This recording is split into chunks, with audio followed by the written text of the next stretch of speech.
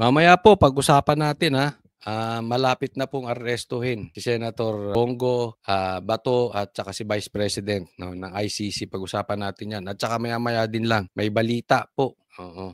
May balita po patungkol kay Banat Bay. Kukwento ko sa inyo. Bubulong ko. Oo. Nasend sa GC. Mamaya, pag-usapan natin. Pero ito muna, dito muna tayo sa flood control. The highlight of the President's SONA was nung sinabi na mahiya naman kayo, initiative. Ito si Chanko, kaboses si ano, no? May vlogger na kaboses to eh. Yung para may chian dila. Oh, gusto ko, hindi. Joke lang. Jiman ni ganon. Pag nakiklik ko, teka muna, may kaboses ito eh. Yung abogadong vlogger. O, di ba? Sige. Anyway, okay to ginagawa ni Chanko. Ayan ha. Hindi, nagugustuhan ko talaga yung ginagawa ni Chanko. For the boys SOP. So ang initiative at Errata ay nanggagaling po yan sa Kongreso. Kaya nga medyo nahirapan si Sec Ralph na sagutin kung paano nabawasan yung iba dahil talagang Kongreso po may alam yan. At dalawang pagkakataon po yan, sa BICAM at sa Small Committee.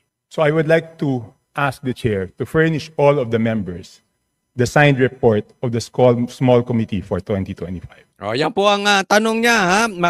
Makakita sila ng kopya noong sa Small Committee. Sige, tuloy. Bakit gumagalaw yung oras ko?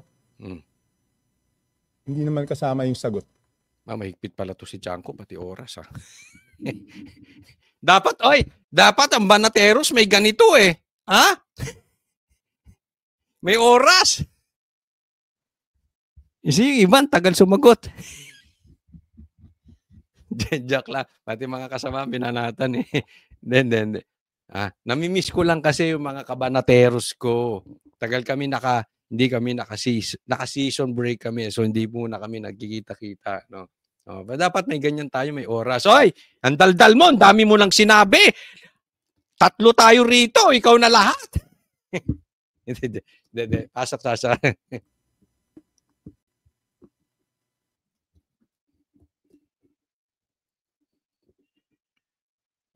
Ano?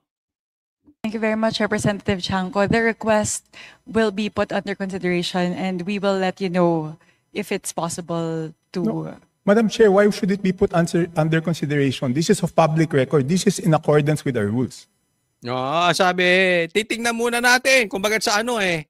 Umiiwas pusoy si Madam. Ayaw niya na kung ma-furnish sila ng record ng Small Committee. Ayaw nila. Tandaan po natin ha, ganyan po nangyayari. Ha? Taguan. Naalala ko yung varsity before. Varsity po ako nung aking high school. Pero doon sa kabilang school, sinabi nila, kaya daw hindi sila manalo-nalo. Yung tryout ng basketball, tinatago. Sinisindikato yung varsity. Wala silang panalo. Tinatambakan namin. Oo. Paano? Sila ginagawa nila. Ganyan po ginagawa rito sa Kongreso. Itinago yung report nung meeting nung Small Committee, yung mga insertion dyan ng mga budget, binago-bago yung budget dyan. Winokus-pokus. May magikero dyan. Si Bonjing. Sabi ni Aimee yun si Bonjing. Hindi ko kilala sino ba yun si Bonjing. Pero ganun din ginawa kay Marcoleta. Naalala ninyo, pinapirmahan yung impeachment ni BP Sara. Yung mga ibang congressman hindi nabasa. Si Marcoleto hindi nga, tinago kay Marcoleta eh. Diba? Ganyan ang kagaguhang ginagawa dyan sa Congress, dyan sa lower house. Taguan sila ng taguan. Ito, hindi ito kakampi. Dito. Ito, magnanakaw, pakita natin. Baka ganon. Ito, straight to. Wag dyan. At ito, corrupt to. Bigyan mo ng konti ito, pakita natin. Baka ganon ang dyan. Ito, Christian to, hindi ito magnanakaw, wag yan, wag. Ito, buhaya. Buhaya, 10 ang asawa nito, marami pangangailangan nito. Ilagay mo yan, pakita mo yan. Baka lang naman ganyan nangyayari kasi bakit? Lahat kayo congressman, bakit yung iba nakikita, yung iba hindi? If-furnish sa iba, yung iba hindi. Yan kino-question ni Chanco, ba't teka muna? Ilabas nyo yan. Public record yan. Ba't kayo lang? Others kami, saling pusa. That all committee reports must be given to all members. And that shouldn't be taken against my time because you're telling me that, teka, balik natin yung oras ko kasi sinasabi nila that will be taken into consideration. It should not be taken into consideration. Madam Chair, allow me to read this, no? Declaration of Principles and Policies. Section number 2 of our rules. Public office is a public trust. The House of Representatives and every member thereof are accountable to the people at all times. I will not read the ending portion. Number 3, efficient and effective access to and dissemination of appropriate and accurate information are imperative in lawmaking. So why should it be taken into consideration, Madam Chair? Bakit? Bakit kailangan i-consider nyo? Public record dyan. Simple ang tanong. Sagot! This representation was not the appropriations chair at the time. So the person who's covering the jurisdiction of that particular document, that is a document within the purview of the 19th Congress. Given that we've now crossed over to the 20th Congress, we would need to consider that request. Madam Chair, that's not acceptable. This is public records. Pareho pa naman yung COMSEC natin. At yan dapat linalagay sa archives. Do I have to read the rules again regarding archives? Yun, sinasabi. So, sabi, tumalon na tayo. Oy, Chanco, nasa 20th Congress na tayo. Yung pinakakalkal mo, 19th Congress. Sabi niya, hindi, public record. No. Gusto mo, basahin ko sa'yo yung rules natin. Ako, patay tayo dyan. Makakalkal. Hindi, ito yan. Ito salarin dyan. Una, bakit nyo tinatago sino-sino yung small committee na yan? Possible, hindi ko sinasabi pero possible, andyan ang corrupt. Posible. Kasi bakit tinatago? Bakit ayaw nyo agad ilabas? Ano pinag-uusapan doon? Ano nagkasingitan doon? Diyan daw nagkaiba-iba dyan sa small committee. Of all documents? So may ang daming violation, Madam Chair. Walang record, hindi binigay. Ngayon, it's not readily available. Walang record sa archives. Ano to, sikreto? Again, this representation was not the appropriations chair. Let's ask the committee secretary, where are the signed records of... Si Sandro, tingnan mo si Sandro, parang sinisilaban na yung puwet. Hindi niya na malaman. Ay, magsalita ka, Sandro. Ha? Hindi niya na malaman yung gagawin niya eh. Teka, sabi niya, baka sumabit tayo rito The 2025 Small Committee Report. Sige. Magtinginan kayo. Wala na.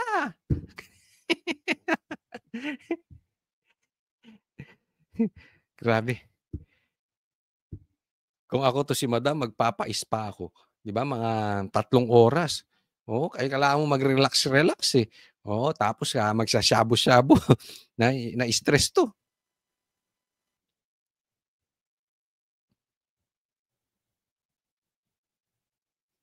Sandro, may alam ka ba? Teka muna, Sandro, ayan, tumulong ka. Andiyan ka pa man din sa taas, wala ka naman kontribusyon. Madam Chair, simple lang to. Kung electronic copy, dapat lahat may electronic copy. So dapat i-email sa amin lahat within 5 minutes, di ba? Ngayon sinasabi ko, simple ang usapin. Bakit yung iba meron? Bakit yung iba wala? Kung nasa record yan, simple lang yan. Public record yan, ilabas. Bakit wala? Yun ang ano yan. Kung wala yan, bakit wala? At kung meron, ba't tayo nyo ipakita? May magdi-defend sa kanya. Tingnan natin. Hindi ka na makasagot. May magdi-defend dito. Tingnan po natin ito. Babarahin si Chanco. Tingnan nyo kung sino tong congressman na epal. Sabi ko na, iba naamoy ko rito sa congressman na ito. Una pa lang sabi ko hindi. Naalala nyo dun sa mga sumusubaybay sa vlog ko. Sabi ko hindi ko kilala to pero iba naamoy ko rito. Eto na. Tuloy-tuloy na yung kalokohan na itong mama na to. Sino po ang mga miyembro ng small committee at paano sila pinili? As of now, it's an ongoing discussion. It will not be small. The subcommittee on budget amendments. Yes. So we are looking. Ang tanong niya, sino-sino tong mga members ng small committee at paano ang pagpili nito? looking into representatives nominated by each of the political parties, plus the party list coalition, plus members of the minority. So we are looking at least, just looking at that, at least 10 members. So discussions are still ongoing, so I'm unable to say definitively how many the members are and Ba't di nyo masabi? who the members are. So sinabi niyo po, political parties, majority, minority. That is correct. Bakit wala pong representative ang independents? Nako, yari. Nako, tinamaan ng lintik. Dito Nako. Dapat Nako. Wag kang tumingin. Si Sandro ba yung katabi mo? Wag kang tumingin kay Sandro. Walang alam yan. tumingin din sa budget. That could be considered. Thank you very much for pointing that out, Representative Shanko. So is it a affirmative that the independents will be represented? Nako, ang tanong, yung independent, papapasukin ba sa small committee? Ay, yan na. Kasi baka ayaw nilang papasukin, di ba? Ayaw nila doon ng gusto sila lang eh. Ayaw nila ng saling pusa daw kasi baka nga naman doon sila nagluluto ng shabu. Ay, baka doon sila nagluluto ng kanilang kape. Mabubuko yung kanilang ingredients ng kape. Bakit masarap ang kape ng small committee? Kaya naman team payaman sila dahil baka nagbebenta sila ng kape, hindi natin alam. Hindi ka pwedeng isumingit doon, Chanko. Baka malalaman mo yung yung sikreto ng kape nila.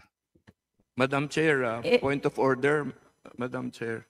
Kasi kanina I was asking kung kung hearing ito o briefing eh. Ang sagot sa akin, briefing. Sa naririnig ko parang hearing. Because we are now discussing, things that are properly discussed in the committee itself. So, ito na sinasabi ko, ito si Puno eh. Ito si Puno eh, talaga na.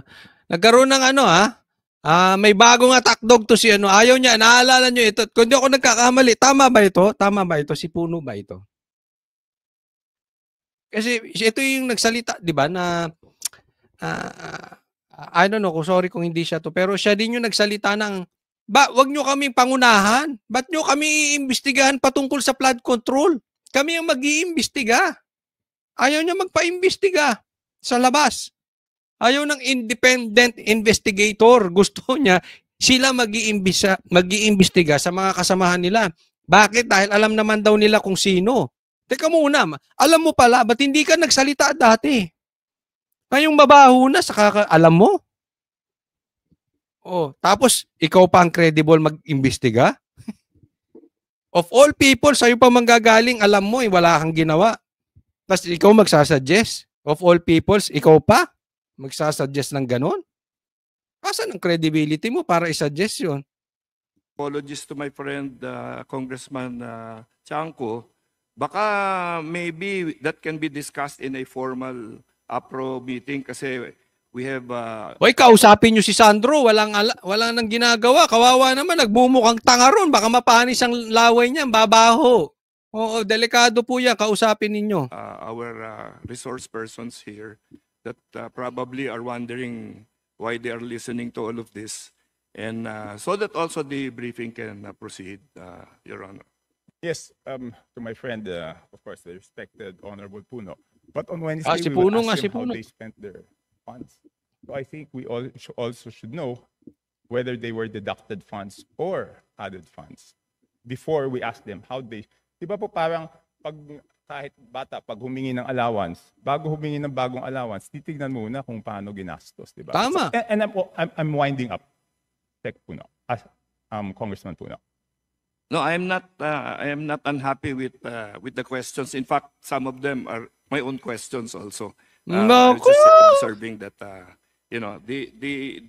ruling was that this is a briefing. So I myself have been forced to revise some of the questions I was going to ask. But thank you for your Hindi daw nalulungkot si Puno doon sa tanong. Actually, tanong din niya yun. So tanong mo yun, di ikaw mag-imbestiga. Naku, alam natin. Bantayan niyo po ito. Ako medyo kakaiba. Medyo Tingnan lang natin. Abangan natin. Baka naman ako'y mali ng aking opinion. No? Baka mali ang aking opinion. Pero sa aking hula, ito medyo kontra. Pagka nagkadikdikan patungkol dito sa flood control projects at iba ang galing sa labas ang bumanat, kontra yan. Ito po, next topic tayo. Ito, pag-usapan po natin si Banat Bay. Sinampal yung NBI director. Sinoplak niya yung NBI director. Pag-usapan natin. Magandang araw mga kababayan. Uy, sana all.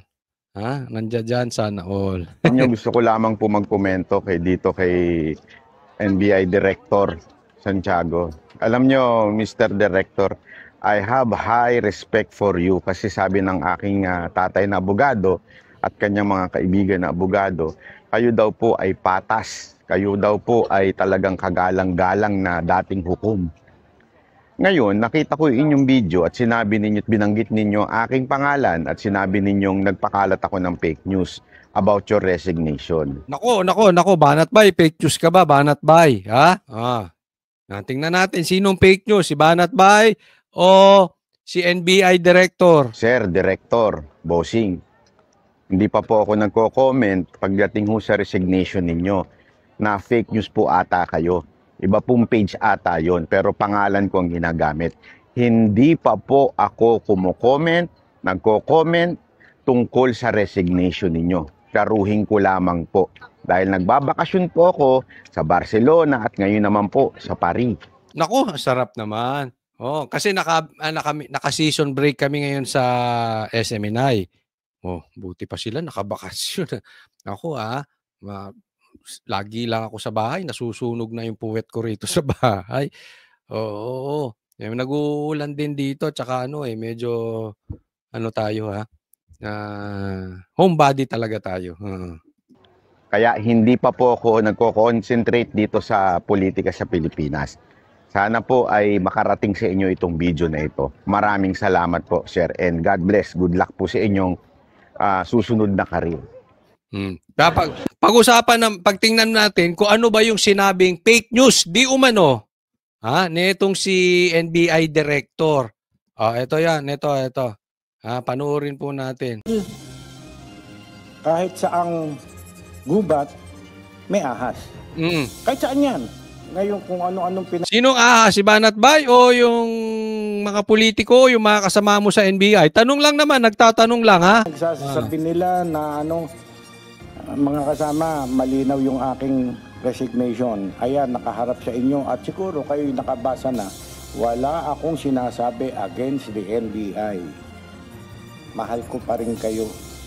Nalulungkot lang ako that I have to lumabas dahil sa kagagawa ng iilan. Isa-isang pinasinungalingan ni National Bureau of Investigation Director Jaime Santiago ang mga paratang sa kanya. Ayon sa direktor, ayaw niyang maapektuhan ng paninira ang kaniyang reputasyon kaya humantong na siya sa pagsusumite ng irrevocable resignation nitong Biyernes. Kung ang daming bumubulong, ay yung lies pagka repeatedly said, nagiging totoo. Ano ba? Yun ang iniiwasan ko. Ano bang paulit-ulit na sinasabi sa'yo? Ayokong masira ang pangalan ko, ayokong masira sa ating Pangulo. Kung marami ang nalulungkot sa kanyang pag-alis, pero may ilan anya sa loob mismo ng ahensya ang hindi natutuwa sa kanya. Mayroon traiduran. Sa kanila galing may traiduran sa loob. Hindi nitong itinanggi na mayroon siyang kolektor ng suhol. Hamon niya sa mga tauhan ng NBI, ibunyag kung may inuutusan siyang sinuman para mangolekta ng pera. Yung pinagpipilitan, si Paul Tangkad ay kolektor ko. Mga kasama, uulitin ko. Andiyan ang members ng media. Titingin ako sa inyo eye to eye. Tumayo ngayon ang inuobliga ko na magkaroon ako ng lingguhan, monthly. Tumayo ngayon, parang awa nyo na. Kung meron akong inuutusan sa inyo na magbigay sa akin ng pera. Aniya maraming nangyaring irregularidad sa mga operasyon ang hindi na niya isinapubliko. Ngunit pinaimbestigahan niya ang mga sangkot sa katiwalian. Pero dito na lang sa atin sana. Kaya lang, ayun, nag-capitalize dun yung mga naninira sa akin. Yun ang pinapaabot dun, merong ganon. Oh, may issue daw sa loob. Okay? May problema sa loob. Ang sabi nito si director, tama ako sang-ayon ako sa kanya. Dapat sa loob lang. Kaya lang kasi lumalabas. So nagkakaroon ng issue. Okay? Ako kinakwento ko lang yung nangyayari, no? Wala naman tayong alam diyan eh. Pero ito para sa lahat.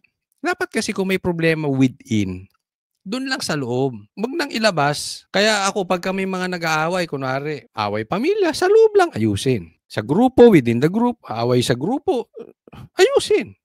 Diba? Huwag nyo na isumbong kay Facebook, kakalat nyo pa rito, kakalat nyo pa doon. Ganun din, kung may away sa DDS, dito na sa loob na eh. Diba? Halimbawa, may away kayo sa pamilya. Kailangan nyo pa bang Baka teka muna, baka ma-misinterpret ako, no? Baka sabihin may away kami sa pamilya. Wala po. We will love each other. Kumuha si ganito na 50,000, kumuha si ganito ng 20,000. Hindi ako nagre-report sa kanila. Pero kinakastigo ko dito. Pinapaimbestigahan ko sa IAD. Mayroon naman umanong iba na pilit iniuugnay ang kanyang resignation sa ibang issue, gaya ng vlogger na nilagyan ng kulay politika ang kanyang pagbibitiw. Bilang panghuling hiling sa NBI, nais niya itong paimbestigahan. Ayan, mahirap ipagtanggol ang administrasyon na ito. Madadamay ka sa kapabayaan nila. Mariosip, wala akong, he's putting words on my mouth. Wala akong sinasabing ganyan at pinapaimbestigahan ko nga makuha itong Banat Bay na ito. Nako, patay si Banat Bay. Ngayon, so may sinasabi si NBI director, may sinasabi si Banat Bay. Baka madadamay siya, no, patungkol dito. But anyway, ayoko magbigay ng komentaryo patungkol dyan dahil siyempre kapatid natin si Banat Bay. So baka sabihin magiging bias tayo, no. Baka sabihin kinakampihan natin si Banat Bay, no. Dahil sabi ni Banat Bay, wala siyang sinabi. Okay? At nasa ibang bansa siya. Itong si NBI director, baka nabulungan ng kung ano. Hindi natin alam. Baka naman totoo yung sinasabi ni NBI director at nagpe-fake news si Banat Bay. Hindi, it's not for me to tell you kung sino nagsasabi dahil, again, kapatid ko nga si Banat Bay. Isa lang masasabi ko diyan. Definitely, may nagsisinungaling. Kasi magkaiba sila na sinasabi. Ngayon, baka naman, na-misinterpret lang. Posible din. Pero, may nagkamali. Na-misinterpret o may nagsisinungaling, gayon pa man, sinong nagkamali, hindi naman siguro kabawasan sa pagkalalaki kung mag-a-apologize. So, mag-sorry na lang. Hindi ko kayo inuutusan ha. Sino man sa kanila, hindi ko inuutusan mag-apologize. Suggestion lang po yun. Kung ayaw nyong sundin, hindi ko po kayo pinipilit. Matatanda na kayo. Alam nyo na ang tama at mali. Bahala kayo. And throw him all the books. Ano na yung sobra na. Yan ang mga isang reason bakit ako ayaw na. Sinabi ko raw, well, something like the NBI is run by mafia. Sus Mariosip, wala akong sinasabing... Sinabi yan ni Banat Bay? Tingnan natin. Madedevelop pa naman itong story na to kung malalaman natin in the future kung anong totoo. Pero kung magre-resign ka dahil sa sinabi ni Banat Bay, pero medyo naman ata yun. Anyway, bahala na kayo. Alam nyo na ang dapat nyong gawin. Ganyan. Alam nyo mga kasama, hindi ako kiss and tell. Noy! At yung mga magagandang pinagsamahan natin, tinetreasure ko yan. Sir, yan naman ang gusto ko sa'yo. Nagustuhan ko yung sinabi ni Sir. Tama yun. Pakinggan nyo yun, mga kalalakihan. Hindi siya kiss and tell. Ako rin, hindi.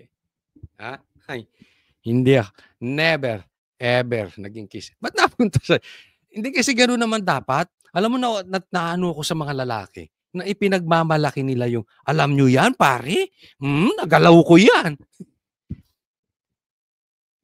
Wala, napunta lang tayo. Binanggit ni Sir kiss and tell.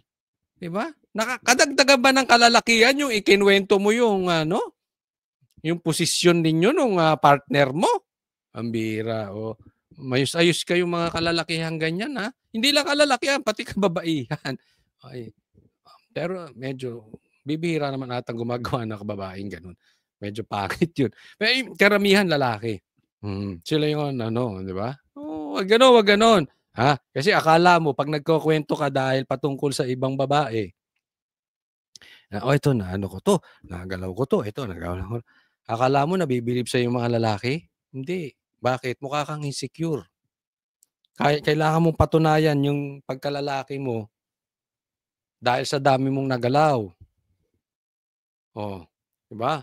Sa katunayan ang totoong ano, totoong lalaki itinatago pa. Itinatago pa nga nila yung mga nagalaw nila.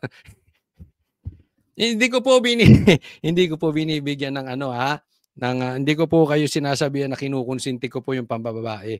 Oo, na ano 'yon. Pasko na 'yon, isa 'yun sa mga pagkakamali ko 'no. Ang punto ko lang kahit yung gano'n hindi po tayo nagkukuwento, dapat hindi natin kinukuwento 'yon. Dahil hindi karagdagan sa pagkalalaki yung nagkukuwento kayo ng mga nagalaw ninyo. Ha? Sign of insecurities 'yun. Totoo 'yan. O pasok, o sige tuloy. Gandang pinagsamahan natin, tinetreasure ko yan. Ayon kay Director Santiago, hanggat walang napipili si PBBM na kapalit niya sa pwesto, ay mananatili pa rin naman siya sa NBI bilang respeto sa tiwala sa kanya ng Pangulo. Palagay mo na rin kaya si ano dyan? Ba't? Siya ng secretary, siya pang NBI director.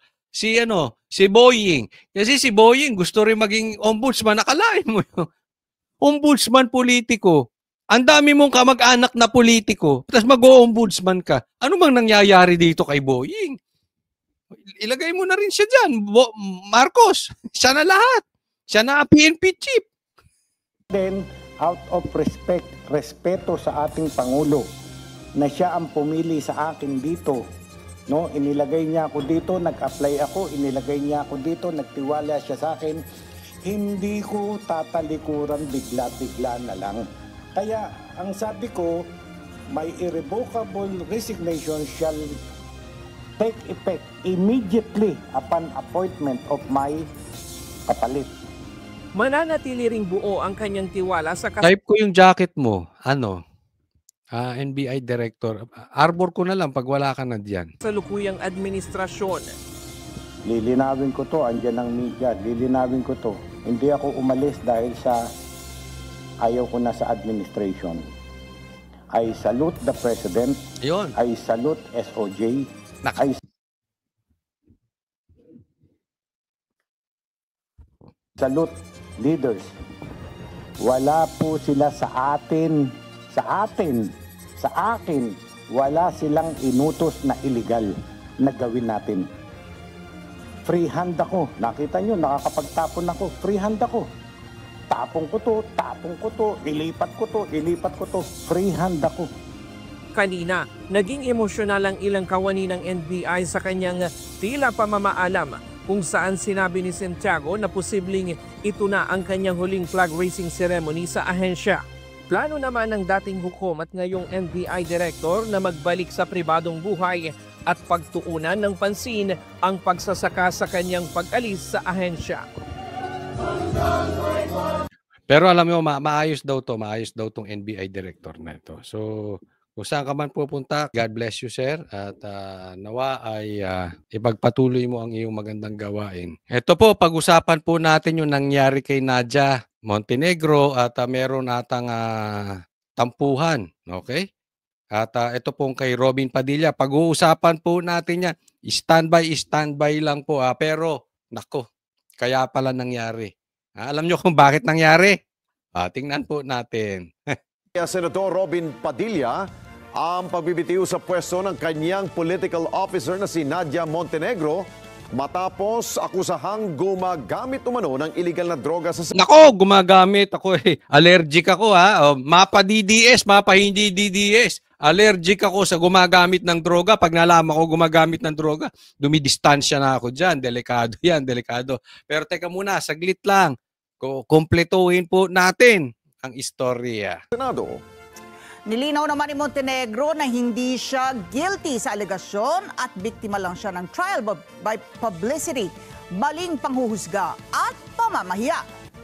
At sa harap nito, nauna nang nagpa-drug test itong si Senador Mig Zubiri at ang kanyang mga staff habang ang iba namay nagpaplano pa lamang na sumunod para ipakitang malinis sa bawal na droga ang mga taga-Senado. Kunin natin ang report ni Mean Corvera. Nagbitiw na sa pwesto ang dating aktres na si Nadia Montenegro, ang staff ni Senator Robin Padilla na napaulat na umano'y gumamit ng marijuana sa ladies room ng Senado. Ayon sa Chief of Staff ni Padilla na si Attorney Rudolph Jurado, natanggap nila ngayong araw ang resignation ni Montenegro kasama ang kanyang written explanation hinggil sa umano'y paggamit niya ng marijuana. Tinanggap naman anya ni Padilla ang pagbibitiw ni Montenegro. Ito lang sa akin dito, okay? Muna to pag-usapan natin. Kung gumagamit po talaga si Nadia Montenegro, lalo-lalo na, at ang sabi ay nagchonki po siya dyan sa banyo ng Senate, dapat po talaga siyang tanggalin. Patas po tayo, alam nyo naman banateros tayo, patas tayo, wala tayong kinakampihan. Okay, kung anong nararapat para sa akin, kung ginawa yan ni Nadia sa loob mismo ng Senate, sa banyo, karapat dapat siyang tanggalin talaga. Actually, higit pa doon. Okay? So patas po tayo. Pero ito lang ang hiling natin. Maging patas din kayo. Kasi parang inakusahan nyo na si Nadia nang wala kayong ebidensya. Yung gusto ninyo, paimbestigahan ninyo. Pero paalala ko po sa inyo, lahat po ng abogado sa bansang Pilipinas, alam nila ito. An accused is considered innocent until proven guilty. Kung hindi pa napapatunayan, huwag kayong padalos-dalos. Kasi itong mga pulahan, itong mga pinklawan, yan ang gusto nilang pag-usapan. Yung chongke sa banyo. Meron pang isang channel. Meron na namang binabanatan. Ayaw daw sumabay sa elevator. Stop na naman daw ng Senate. Ano na nangyari sa bansang Pilipinas? Chismisan tayo. Chismisan, banata ng mga staff ng senador. Ano na nangyari? Mainstream media yung nagpapakalat na yun. Galit na galit. Napanood ko yun. Napanood nyo ba yun? Meron daw isang staff. Ayaw magpasabay sa elevator. But anyway, no?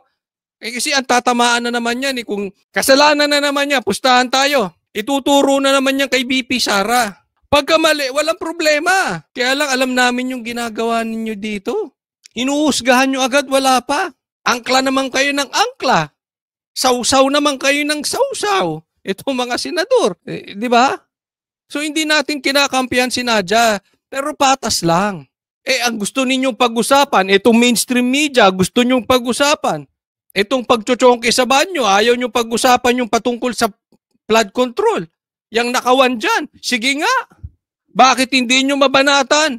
Kayong channel kayo, malapit ko na kayong pangalanan, mainstream media kayo. Ano yan parang sidekick. Hindi sila yung main. Meron silang sidekick, pang YouTube. Mga, di ba? Banatan nyo nga si Tambaluslos. Hindi nyo kaya. Yung anomalya sa flood control. Sabog na ang baho na, nang-aalingasaw. Wala kayong magawa kay Tambaluslos, kay Bonjing. Amoy naman kayo. Sobra naman. Di ba? Mas gusto nyo pag-usapan yung chongki, pero duwag kayong banatan. Binabanatan nyo yung mga staff ng mga senador. Hindi. Mainstream to. Hindi po ito vlogger. Mainstream. Pero hindi nyo mabanatan si Bonjing. Tatlo kayong... Si Montenegro ang isa sa mga political affairs officer ni Padilla. Sa kanyang sulat, itinanggi ni Montenegro na gumamit siya ng marijuana at iginiit na biktima siya ng trial by publicity, maling panghusga, pangbabash at pamamahiya. Ako sa tingin ko, totoo. Talagang pinagkaisahan to si Nadia. Kasi po ang nangyayari ngayong butasan. Sinong binubutasan nila? Sabog na po yung flood control. Sinong binubutasan nila ngayon? Si Chis Escudero kasi akala nila hinarang yung impeachment. Diba? Yan naman ang ginagawa ng pinklawan ngayon, lalo na yung baklang vlogger na yun na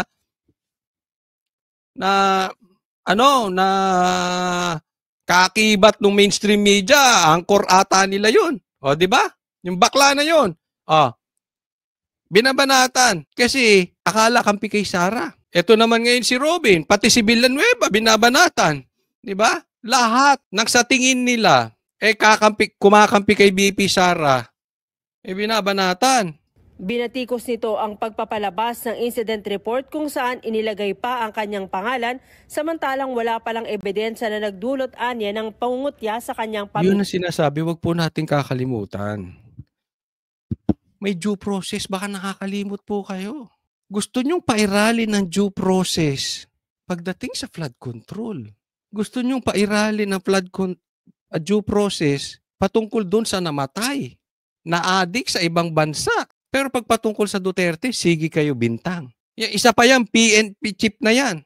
Lahat na lang ng patungkol sa fake news, DDS. Bakit? Ang daming fake news ng mga vlogger ni Bongbong Marcos. Bakit hindi nyo masita-sita? Bias kayo. Sa bagay, naintindihan kita. Dahil wala kang kakaya na maging PNP chip kung hindi ka lang bata ni Bongbong Marcos. Wala ka talaga. Torre, pangalanan na kita. Nagbitiw raw siya dahil apektado na rin ang kanyang mental health at ang kanyang mga anak dahil ang kanilang inaumano ay drug addict. Minabuti niya rin daw na magbitiw para hindi na makaladkad ang pangalan ni Senator Padilla. Dahil sa kontrobersiya, ipinanawagan ni Senate Minority Leader Vicente Soto kay Senate President Francis Escudero na ibalik ang random drug testing sa mga tauhan ng Senado na natigil noong panahon ng pandemya. Kanina nagpa-drug test na si Senator Juan Miguel Zubiri kasama ang kanyang 35 mga staff. Sabi ni Zubiri, mandatory na ipinatupad ang drug testing sa kanyang tanggapan para matiyak na drug-free at wala sa kanila ang gumagamit ng illegal drugs. Sabi ko nga, lead by example, dami nagsasabi na may nagdodroga dito sa Senado. Kaya sabi ko, dapat ako at staff ko ang unang magpa-test para sa pinagbabawal na gamot. Para sa ganun, baka maengganyo din ang ating mga kasamahan. Dahil ang gusto rin po natin, magkaroon ng drug-free Senate. Sa ginawang drug testing, malalaman kung gumagamit sila ng shabu, marijuana, cocaine. Ayan, ito sa akin. Tama na nagpa-drug test sila. Hindi ko po kinokontra yan, ha? Maliwanag po yan. Pero ito sa akin, apaka-ipokrito ninyo. Kung mananawagan kayo ng drug test, pero hindi nyo kayang tawagin magpa-drug test ang presidente. Ulitin ko, mga inutil kayo, mga ipokrito kayo, at mga duwag kayo. Kung mananawagan kayo ng drug test sa Senate, hindi po si Migs, ha? Kung sino man, patama to sa lahat. Mananawagan ka ng drug test sa mga senador at mga staff. Pero hindi nyo kayang tawagin ng presidente? Anong kabaklaan yan? Sige nga. Kasi kung ako senador, sasabihin mo sa akin, hoy, magpa-drug test kayo, pati yung staff mo. Alam mo yung sasabihin ko sa inyo? Animal ka, wag mo akong pakialaman. Ba't mo ko utusan ko anong gagawin ko? Kung ako senador, ha, hindi po ako kontra sa drug test. Sa katunayan, alam to ng mga kasamahan ko sa Banateros. Ako, nag-aantay nga ako. Sino maghahamon ng drug test sa akin? Araw-araw tayo. Basta sabay. Gusto mo araw-araw, basta ikaw magbayad. Legit yan. Ayoko sa mga addict. Ang sa akin dito, bakit titirahin nyo yung iba? Takot kayong pa-drug test yung Pangulo. Ano ba effect? Sa halimbawa, addict yung staff ng Senate. Tama ba yun o mali? Mali. Pero anong epekto nun sa taong bayan? Wala. Kung addict yung presidente, kung lang, addict yung presidente, ano epekto nun sa Pilipinas? Kung addict yung mga sekretary niya, anong epekto nun sa Pilipinas? Di ba ang laki? Huwag kayong magmalinis. Bakit yung staff? Ulit, di ko kini-question yan. Okay yan, tulak nyo yan. Pero kumplituhin ninyo. Kailangan patas. Kaya nang sabi ko, okay lang, sitahin nyo yung confidential funds ni BP Sara, pero sitahin nyo rin, silipin nyo rin yung confidential funds ni Bongbong Marcos, patas tayo. Kasi pagka pinapatupad nyo sa mga grupo lang, ginagamit siyang pangpolitika. Yan ang ngayon natin. Pati drug testing, pinupolitika ninyo. Ecstasy at opium. Ayon sa mambabatas, nais niyang maging halimbawa sa mga senador at kanilang mga staff dahil sila ang tagagawa ng batas at hindi... Subiri, babalik ko sa iyo yan mamaya. Paalala nyo sa akin. Hindi pala to live. Paalala nyo, gusto mo maging halimbawa sa mga kasama mong senador, tuturuan kita. Hindi sila ang dapat na maging lawbreaker. Kung may staff siya na mapapatunayang gumagamit ng illegal drugs, bibigyan naman ng due process at pagkakataon na mag-rehabilitate. Kung sumailalim ito sa rehab pero nag-positive pa rin, tatanggalin na ang empleyado. I see no problem. Pag wala naman kayong tinatago, bakit matatakot mo kayo mag-drug test? Kaya... Oh, exactly! Sabihin mo yan sa presidente. Wala kayong kinakatakot, ba't di kayo mag... Kasi, alimbawa ako, bagamat ako'y hindi senador, ako'y simpleng mamamayan. Pero kaya ko magpatawag ng lahat ng drug test. Pulahan, dilawan, DDS, komunista, NPA, lahat patas. Huwag kayo namimili. Kung sasabihan nyo yung isa, kung wala naman kayong kinakatakot, wala naman kayong kinakatago, sabihin yan. Sino bang problema ng bansang Pilipinas? Yung mga staff o yung mga politiko? I am encouraging, ini-encourage ko po ang lahat ng mga senador at kanilang mga opisina na magpa-drug test na. Para sa ganun ay talagang mawawala ng duda na mga nagdudurog dito sa ating Senado. Bukas Uulitin ko okay ang sinasabi ni Subiri. Kulang lang. Kumbaga sabi ni Marcoleta, hilaw. Masarap sana yung timpla, hilaw lang. Pakakain mo sa amin yung hilaw. Takdaring magpa-drug test si Senator Raffy Tulfo at kanyang mga staff. Even before I became senator, nilalabi ko na yan, dapat lahat ng mga magkakandidato pa lamang, sa COMELEC pa lamang, dapat magpa-drug test na. Kasi nababalitaan natin noon na merong mga politiko ang nag-name names na addict daw, merong sa lower house. Tulfo, okay yung sinasabi mo. Kaya mong sabihin sa presidente yan? Anong nangyayari sa mga dila ninyo? Ang tapang mo nung vlogger ka. Ba't ngayon urong ang mga dila ninyo? Meron sa upper house, meron sa mayor, meron sa governor. So para matapos na yung ganung klaseng problema, dapat hindi lang sa Senate, kundi sa lahat across the board. Lahat ng mga nasa gobyerno. Across the board, binanggit mo yung mayor kung ano-ano. Presidente, hindi mo binanggit. Yan tayo Pagka nakaupo na, yan tayo Ang senador na nakakahiya na nakaladkad ang Senado sa umano'y issue ng paggamit ng illegal drugs. Bakit dito pa sila, kung sino man mga yon, o isang tao man o ilang tao, bakit dito pa kasi sila magmariwana sa Senado? Parang... Ako sang-ayon naman ako kay Senator dyan. Kung totoo, bakit naman dyan pa pambihira? Pwede naman kayo mag-unlimited chonke sa bahay ninyo. Ulit, hindi ko kinukonsente. Baka sabi, si Cocholi nagtuturo ng droga. Hindi po, ayaw ko ng droga. Any form, kahit rugby, kahit cup syrup, kahit ano. Ayaw ko niyan. Negative. Negative. Okay? Pero, nga naman, ba't dyan pa kayo pambihira naman, Kung totoo, Wala namang respeto. Diba? Na tayo nag-imbestiga ng mga kalokohan, katiwalian, tapos dito meron pala Tatandaan niyo, May mga bagay kasi ilalagay sa sitwasyon. Halimbawa, staff ka ng senador, kailangan mag-iingat ka. Why? Kasi yung galaw mo ay magre-reflect doon sa senador. Halimbawa, ikaw naman ay asawa ng presidente. Dapat mag-iingat ka sa galaw mo. Kasi yung gagawin mo magre-reflect sa presidente. Lalong-lalo na kung gagawa ka ng kalukuhan sa ibang bansa, mag-iingat kayo doon. Bakit? Hindi lang po nagre-reflect yan sa presidente. Nagre-reflect yan sa'yo, sa akin, sa ating lahat ng mga Pilipino, entiendes? Kaya kayong nasa ibang bansa, mag-iingat kayo pag kayo ay may posisyon. Bit-bit ninyo ang bawat apelyido ng mga Pilipino. Mahiya kayo. Kung mag-a-addict kayo, doon na lang kayo sa bahay ninyo, doon pa kayo sa ibang bansa, mga animal. Kung lang naman, sinasabi ko, nagiging patas tayo dito. Marijuana, it's very saddening, nakakalungkot. Wala pang pahayag si Senator Robin Padilla tungkol sa pagkakadawit ng kanyang staff sa umano'y paggamit ng illegal drugs. Sa halip naghain siya ng panukalang batas na mag-oobliga sa lahat ng itinalaga at inihalal na opisyal ng gobyerno kabilang na ang Pangulo ng Pilipinas Yun ang sinasabi natin. sa taunang drug test. May Ann Corbera para sa Mata ng Agila, matatag, matapang. Yun ang sinasabi natin. Ha? Teka muna ha. No, kasi sabi nyo, wala pang pahayag ang si Robin Padilla. Meron po. Babasahin ko, meron siyang text sa akin. Saglit lang po, papakita ko. Ito po yung mensahe sa akin ni Senator Robin Padilla. sabi niya sa akin, ito babasahin natin.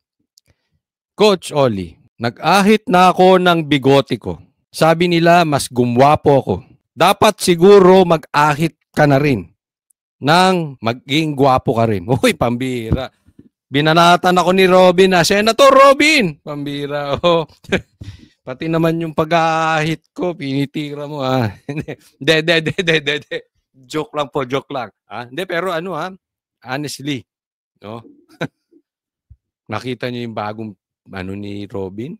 Bagay sa kanya yung walang bigote. Sa totoo lang, para sa akin. But anyway, wag na yun na pag-usapan natin. Baka sabihin ninyo nababakla ako kay Robin. Ito sabi ni Senator Robin. Robin Padilla wants annual mandatory drug testing of all government officials. Yan ang sinasabi natin. Ngayon may naaamoy ako. Hindi, eto hindi po. Sir, Senator Robin, magkaibigan tayo. Hindi ko po kayo pinagbibintangan eh. Pero parang parang may naaamoy ako. Hindi chonke may naaamoy ako na. Kaya ba lumabas yung issue patungkol kay Nadia? Ang ganda po kasi ng reaction ni Senator Robin. Shoot sa banga. Ganyan ang reaction. Tito Soto, napakaingay mo. Subiri, isa ka pa. Dapat ganyan. Di ba, Subiri, gusto mo maging magandang halimbawa sa mga senador? Ganito. Nagpa-drug test ka, okay na. Yung mga staff, pina-drug test, pa-drug test mo, okay yung maganda yung magandang halimbawa. Pero i-call out mo hindi lang yung mga senador, pati presidente. Huwag kayong bakla. Ulitin na, hindi ko po binababa yung mga bakla. May kaibigan tayong mga bakla. Pero ang ibig ko lang sabihin, huwag kayong duwag. Di ba? Huwag kayong duwag. Ba't i-call out nyo yung iba? Ba't hindi nyo kayang i-call out ang presidente? I-call out nyo yung mga staff? O siya sabi, paano? Senate staff yun? Senador kami. Okay yun, tama yun, sige. Pero kulang. Hilaw. Yan ang sinasabi ko. Kaya, ang galing nung banat ni Senator Robin.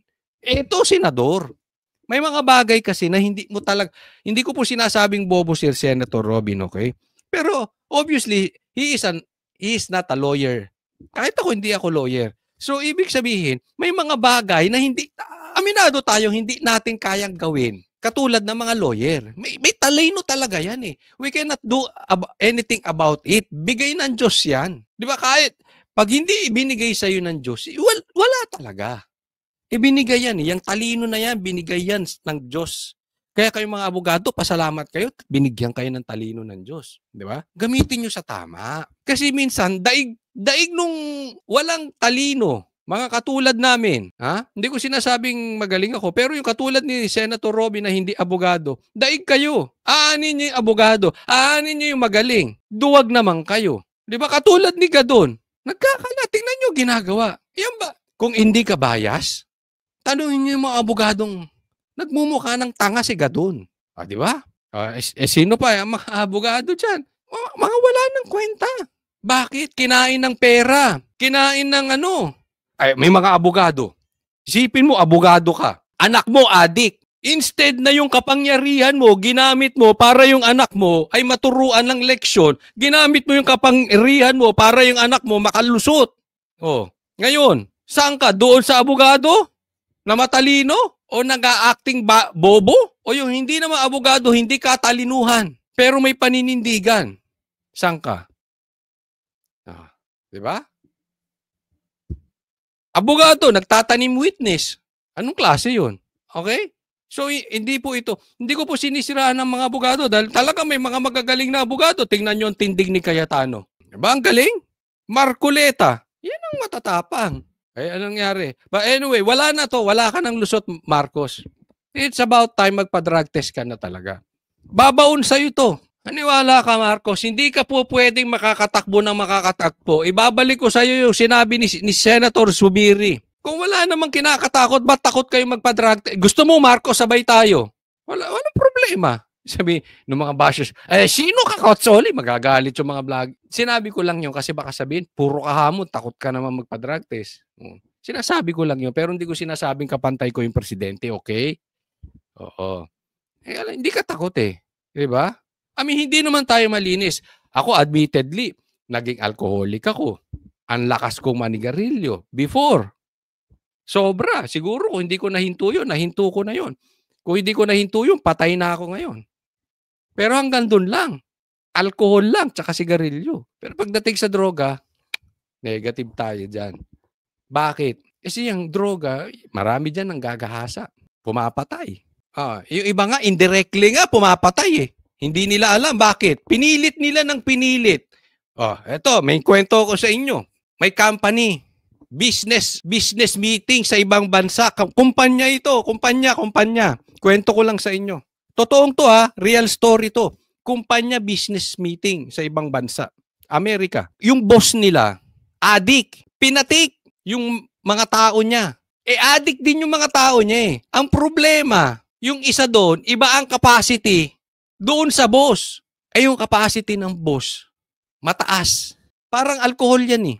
Hindi mo pwedeng ipainom doon sa mga bagitong umiinom ng alak, yung kayang inumin ng mga alcoholic. Papatayin mo yun. Mas lalo yan sa droga. Indirectly, hindi mo pinatay. Pero pumapatay yan. Bakit? Ipinilit. Itinurok pa nga daw eh. Ayun ang kwento. Kwento sa akin nung kasi ka-office mate niya yun. Secretary po yung nagkwento sa akin. Secretary ng kumpanyang yun. Kaya, legit po itong kwento ko. Pinilit, tinurukan. Magkaiba sila ng capacity. Patay. Pati yung asawa eh. Gumamit eh. Mag-asawa. What do you expect? Diba? Kaya mag-iingat kayo sa pagpili ng asawa. Nako. Anyway, true story po yun. Yun po ang totoong nangyari doon. Sa hotel ginawa. Nakakaya. Sa LA yun. Sa LA nangyari. Delikado po ang bansa natin. Sige, next topic. Anyway, bago tayo dyan, Marcos, magpa-drug test ka na. Natatapos na tong usapin na ito.